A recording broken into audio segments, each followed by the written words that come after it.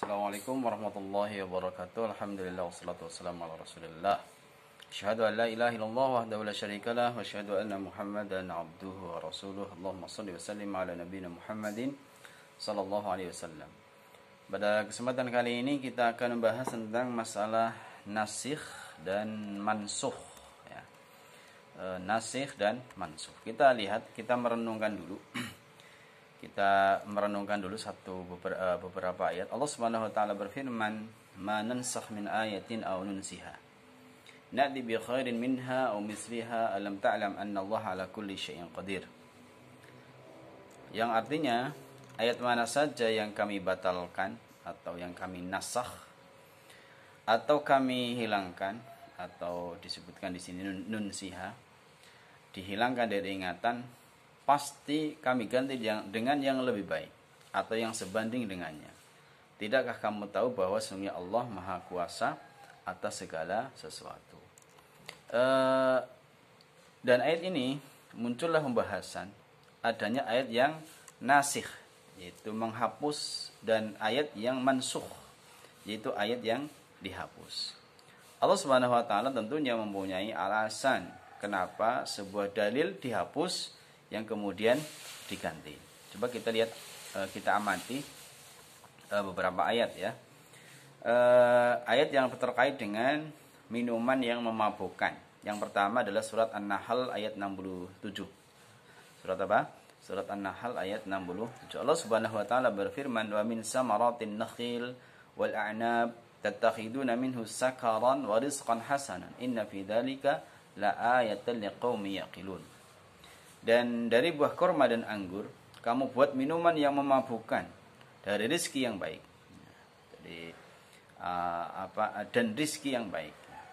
Dari buah korma dan anggur kamu buat minuman yang memabukkan dan rizki yang baik.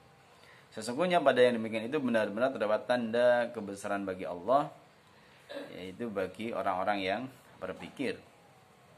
Ayat ini memberikan sinyal, memberikan penjelasan bahwasanya Allah memberikan karunia kepada manusia berupa dua jenis tumbuhan, yaitu yang disebut dengan pohon korma dan anggur. Dijelaskan pula bahwa kedua tumbuhan tersebut bisa menghasilkan minuman yang memabukkan dan juga dapat menghasilkan rezeki yang baik, yang bermanfaat bagi manusia. Nah, pada ayat ini belum ada pengharaman khamr. Belum ada sesuatu yang mengharamkan bagi khamr, belum ada. Nah, kemudian pada saat itu khamr masih diperbolehkan. Nah, kemudian turun ayat yang berikutnya, surat Al-Baqarah ayat 219. Allah Subhanahu wa taala berfirman, "Yas'alunaka 'anil khamri wal maisir." Mereka bertanya kepadamu tentang khamr dan judi. "Qul fihima ismun kabir." Katakanlah keduanya terdapat dosa yang besar. "Wa manafi'ul nas."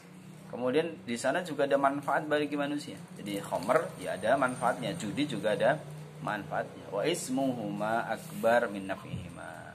Tetapi dosanya lebih banyak, lebih besar dari keduanya. Wa yas'alunaka madza yunfiqun. Nah, kemudian ayat selanjutnya mereka bertanya tentang apa yang diinfakkan ini dan seterusnya. Nah, kemudian kita lihat pokok bahasannya adalah dalam kitab Asbabun Nuzul menyatakan bahwa ada riwayat ketika Rasulullah SAW datang ke Madinah, beliau mendapati masyarakat suka minum khamr, suka minum arak, dan mereka makan hasil judi. Maka mereka bertanya kepada Rasulullah tentang hal itu.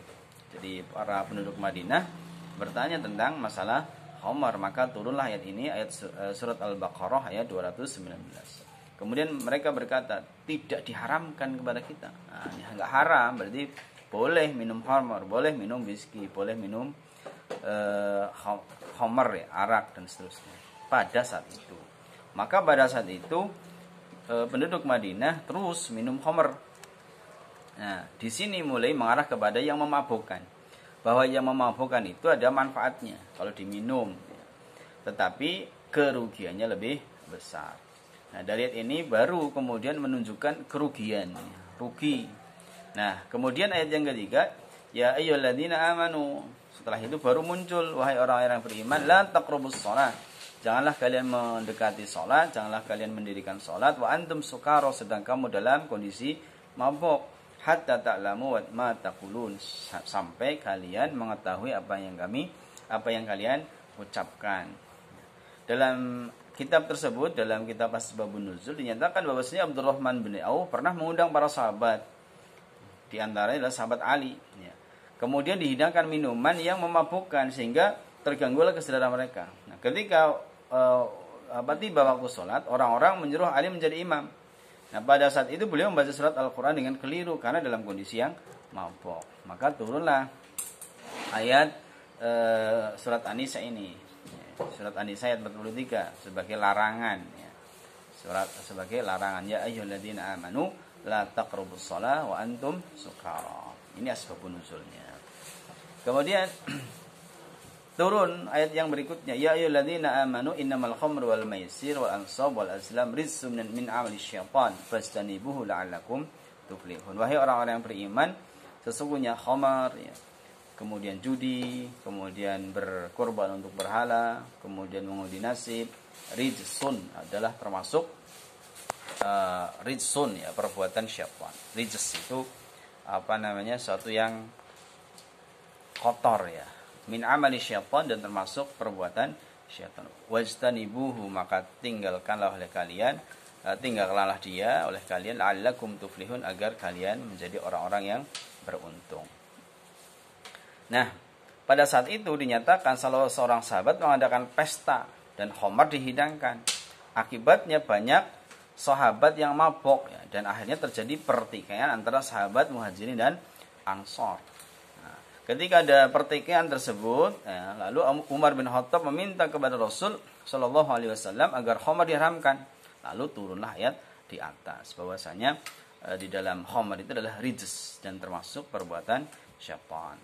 Ayat ini tegas, ya, bahwasanya khamar itu adalah dilarang. Jadi sesuatu yang memabukkan itu dilarang, dan menyatakan bahwasanya minuman khamar adalah termasuk perbuatan syaitan. Ini adalah salah satu ayat-ayat yang menunjukkan bahwasanya ada nasah dan mansuh. Ada ayat-ayat yang dihapus dan ada ayat-ayat yang terhapus. Wallahu a'lam bishawab. Wassalamualaikum warahmatullahi wabarakatuh.